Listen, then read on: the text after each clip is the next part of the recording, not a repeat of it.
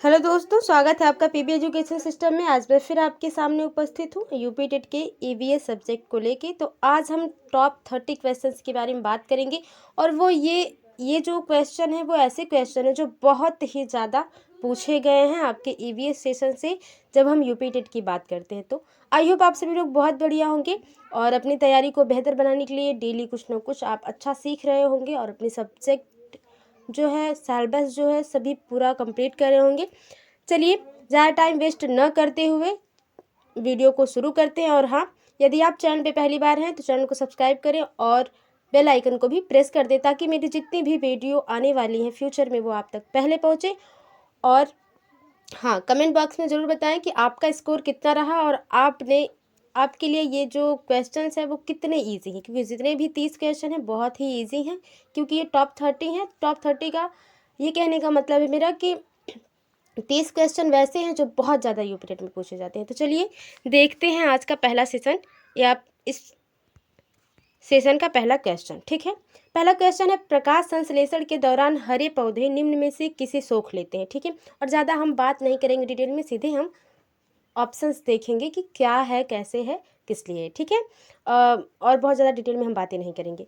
तो ऑप्शन है carbon dioxide, helium, nitrogen, oxygen. तो आपको पता ही होगा कि जो है पौधों से हमें ऑक्सीजन मिलता है, इसका मतलब वो हमें ऑक्सीजन प्रोवाइड करते हैं और वो सोख क्या ले लेते हैं जिसको, वो है आपका कार्बन डाइऑक्साइड। बहुत ही आसान क्वेश्चन ये था।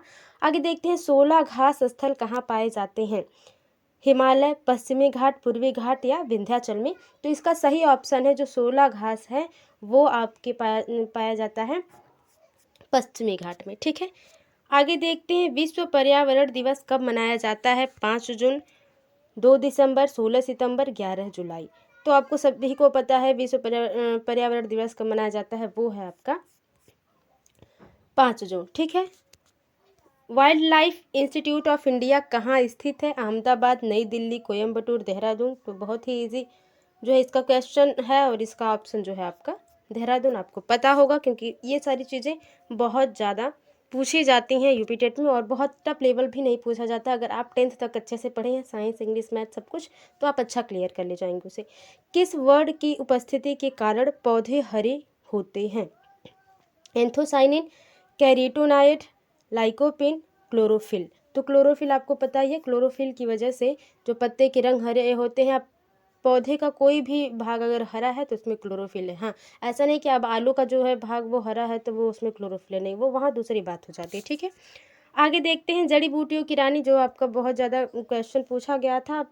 आई थिंक 2022 में भी इससे पूछा गया था और 2016 या 18 में इससे क्वेश्चन पूछे गए हैं। तो जड़ी बूटियों की रानी भारत की सबसे पवित्र जड़ी बूटी है। इस औषधि पौधे का हिंदू धर्म में महत्व है और इसका वास्तविक नाम है ओशिमम सैक्टम। इसको सामान्यतः किस नाम से जाना जाता है, अजवाइन के फूल, तुलसी, रोजमेरी, धनिया। तो ये है आपका तुलसी जो औषधि के रूप में, और इसका वनस्पतिक नाम जो है ओशिमम सैक्टम है।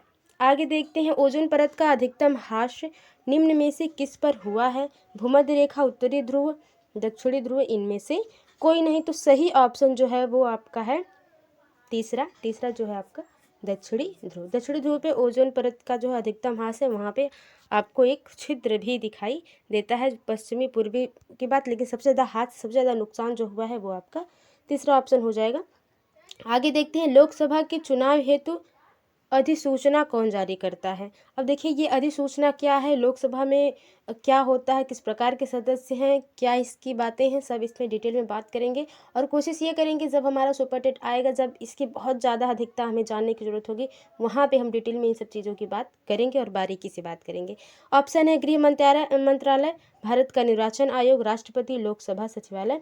तो इसका सही ऑप्शन जो हो जाएगा वो हो जाएगा आपका दूसरा, भारत का निर्वाचन आयोग जो है ये अधिसूचना जारी करता है। ठीक है, किस गैस के वर्षा के पानी में घुलने से वर्षा का पानी अम्लीय हो जाता है, क्वेश्चन मार्क।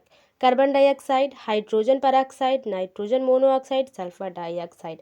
तो आप क्वेश्चन देख के ही पहचान गए होंगे, वो है आपका सल्फर डाइऑक्साइड, जो पानी में घुलने की वजह से उसका जो है अम्लीय हो जाता है।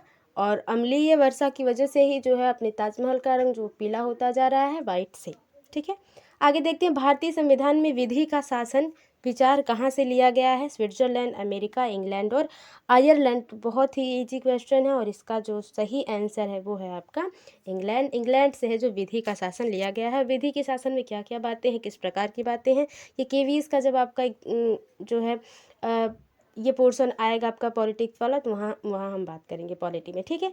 रेड डाटा बुक निम्नलिखित में से किससे संबंधित है? विलुप्ति के करीब जीव, नदियों में प्रदूषण, घटता भूगर्भ जल स्तर, वायु प्रदूषण। तो रेड डाटा बुक जारी तब होता है, किसके बारे में होता है? ये बहुत ही आसान है, जो है आपका पहला ऑप्शन, विलुप्ति के करीब जो जीव होते हैं, ये रेड डाटा बुक जो है तब जारी होता है, उनको सुरक्षित करने के लिए, उनको उनकी जाति को बचाने के लिए। इनमें से कौन भारत का प्रथम मुख्य न्यायाधीश था? हीरालाल जे कानिया, एम पतंजलि शास्त्री, मेहरचंद महाजन, SR दास।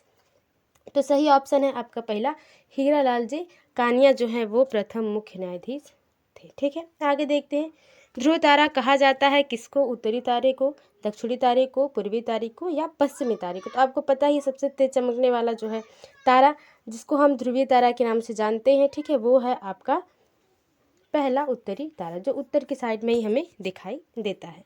भारत में प्रोजेक्ट टाइगर प्रारंभ किया गया था। बहुत ही ईजी है, बहुत ही इंपॉर्टेंट है, क्योंकि ये इतनी बार क्वेश्चन आ चुका है यूपी टेट के एग्जाम में कि सबको एकदम समझ लीजिए रट्टा मार हो गया है, ठीक है। तो सही ऑप्शन है आपका दूसरा, 1973 में। और 1972 में बताएं कि कौन सा प्रोजेक्ट आया था, क्योंकि बहुत ही आसान है। या 1972 के बारे में आप जो भी जानते हैं वो जरूर कमेंट बॉक्स में आप बताएं। दूध से दही बनने की प्रक्रिया को क्या कहते हैं? प्रकाश संश्लेषण, आसवन किण्वन, स्टेरलाइजेशन। तो आपको पता ही है कि किण्वन कहते हैं जब दूध से दही की जो बनने की प्रक्रिया होती है उसको। प्रकाश संश्लेषण तो आप पता ही है आपको कि पौधे करते हैं प्रकाश संश्लेषण में भोजन को बनाने के लिए।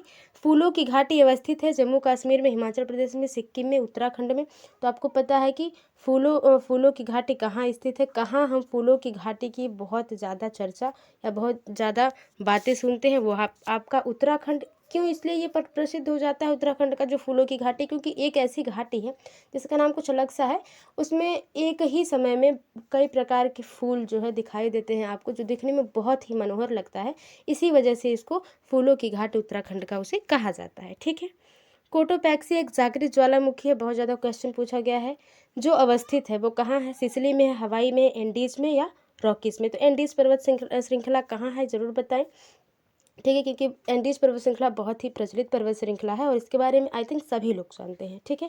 और यही ऑप्शन आपका सही हो गया कि कोटोपैक्सी जो है एंडीज में ही है।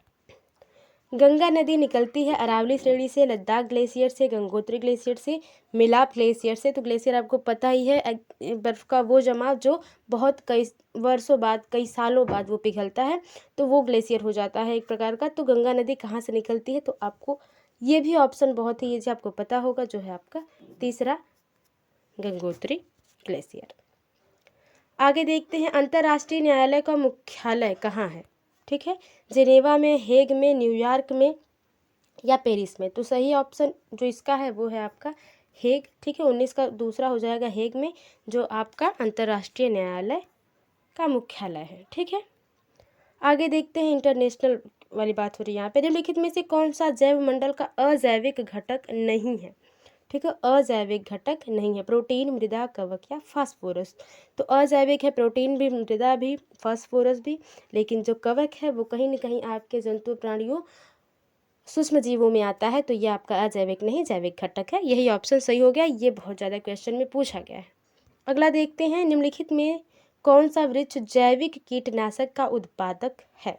ठीक है, बहुत ही कम समय में हम लोग देखिए 30 क्वेश्चन करने जा रहे हैं, क्योंकि हम ज़्यादा डिटेल में बात तो कर नहीं रहे हैं, इसलिए ये क्वेश्चन बहुत ही फास्ट है। अब देखिए 21 पे आ गए, अब 30 ही क्वेश्चन है जो आप समझ पाएंगे इतने कम समय में इतनी ज़्यादा क्वेश्चन कर पाना, ठीक है। तो 21 में जो आपका हो जाएगा नीम, देवदार, चीड़, ओक। तो आपको पता है जैविक कीटनाशक के उत्पादक के लिए सबसे ज़्यादा जिसको जाना जाता है वो है आपका पहला नीम ना, क्योंकि नीम में बहुत सारे गुण हैं, जैसे तुलसी पौधे में है। टाइटन किस ग्रह का प्राकृतिक उपग्रह है? वरुण, शनि, बुध, शुक्र।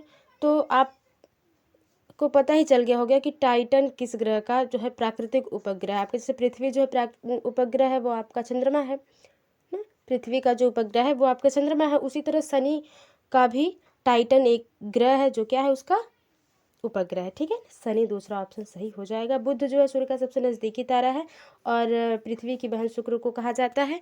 इस तरह से बहुत सारे क्वेश्चन इससे भी रिलेट करके पूछे जाते हैं। अगला देखते हैं, निम्नलिखित में से कौन सी प्राकृतिक वनस्पति मरुस्थलीय प्रदेशों में पाई जाती है? महोगनी, कैक्टस, फर या चंदन, ठीक है। तो ये ऑप्शन सही हो जाएगा आपका दूसरा, कैक्टस जो है आपकी मरुस्थलीय मतलब राजस्थानी प्रदेशों में पाई जाती है। जहाँ जहाँ पानी की कमी होती है, जहाँ पानी बहुत कम तरीके से मिल पाता है, वहाँ पे जो है अपना कैक्टस जम जाता है। देखिए निम्नलिखित में कौन सा बायोडीजल की फसल है? बहुत ज़्यादा क्वेश्चन पूछा गया, कपास, जेट्रोफा, गन्ना और आलू। तो आपका जो है जेट्रोफा सही हो जाएगा। गन्ना, हाँ गन्ना के जड़ से क्वेश्चन बहुत पूछता है। गन्ना जो है